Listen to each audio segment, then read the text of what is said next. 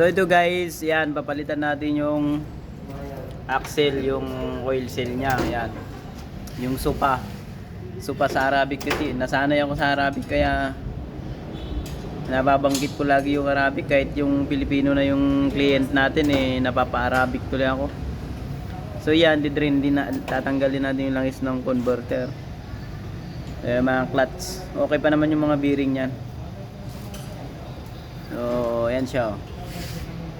Yung clutch niya, sunog-sunog na yan, no? Kita nyo pa sa clutch plate niya.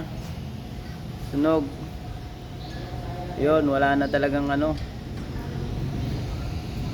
humming na yan. Ito yung ng valve body, yung gasket. Yan nyo guys, sa tagal na. Wala na. Durog na. Yan. Yan trabaho natin dito sa cartel. Yan, papalitan lahat natin ng gasket na yan.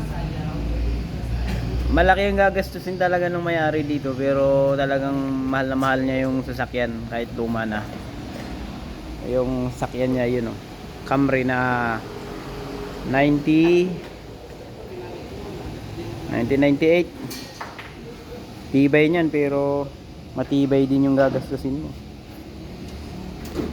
Yan guys, yung kailangan natin parts. Tapos yung makina nandito. Yan. Nanan, makina ba yan? Wait mo naman yan So yan guys. Ito. Yan. Ngayon, yung oil seal nitong makina dito sa parting transmission. Matic yan, papalitan natin. Tapos dito sa harap. Kasi puro leak na yan yan Yan. Sino ba naman ang gustong mabakyab dahil sa leak? Yan. So, pati timing belt. At yan guys. Camry, pero pag maganda pa to. Maganda pa ang alagaan pag nagawa. Tatagal pa yan talaga.